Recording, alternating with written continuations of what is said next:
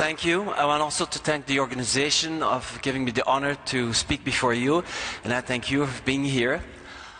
I'm going to talk about a special topic today that concerns a lot of people. Actually, is being burnout. So what to do against burnout. You have many patients, and maybe yourself, that at a certain moment had a sort of breakdown and they don't seem to recover. They don't recover from this burnout syndrome, and actually behind that it's because they are hormone deficient.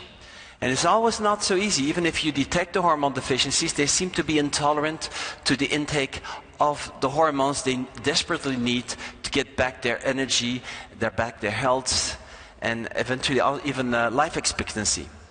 So let's go and look a little bit further in this hormone treatment of burnout syndrome. For me, burnout, especially the severe burnout syndromes, are mainly due to the hormone deficiencies that have been created either genetically, either just by excessive professional overwork.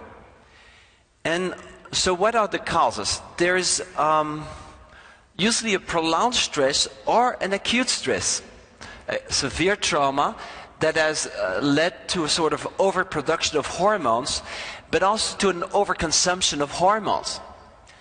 And if there was a prolonged stress, after a certain time, the gland cannot do its work anymore. It keeps on overworking, but it will also tire easily, and even some lesions may come in, and it won't be able anymore for the rest of the life to make enough hormones for the person to feel well. So there will be a sort of prematurely aging. This can also be in a severe traumatic circumstance. It can be, for example, a car accident or some other major event. And that will give multiple hormone depletions and lead to a burnout that is resistant to psychotherapy, to antidepressant therapy. You can learn to live with it, but why learn to live it is when there's a solution to learn to live without it. And so here you have the typical sign. Your patient comes, he's burned out. And it's quite easy to discriminate these people.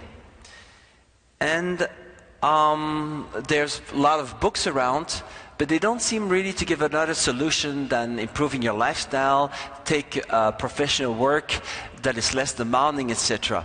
But you as a physician know how a profession can be so exciting. We have really chosen, I believe, one of the most exciting professions where we can, I would say, save people from a difficult situation, put them back in a good health situation. So we are often, as physicians, passionate about why would you work less if you can work even more after therapy. Of course, you still need to take some leisure and vacation, but what I really mean here is that there are solutions that are both healthy for the body and both also good economically for your profession. So when you look at the typical symptoms of burnout, you see, for example, here, there's difficulty of sleeping, fatigue and exhaustion, gastrointestinal problems, headache, but all these complaints actually are typical also for hormone deficiencies. When you look here, for example, anxiety, depression, aggression, being too irritable, too nervous, it can be linked to hormone deficits. And for example here, difficulty of sleeping and the fatigue and in particular the exhaustion is very typical for growth hormone deficiency. When you have a severe growth hormone deficiency, you will never anymore in your life be fit again if you don't take growth hormone treatment. You do not recover. You can stay 14 hours in your bed, you won't recover. Your sleep is superficial and you won't recover. Headaches is very typical for thyroid deficiency, and it goes away with thyroid hormones easily. Increased vulnerability to illnesses such as a cold, flu, you get one infection after the other, very typical for thyroid hormone deficiency.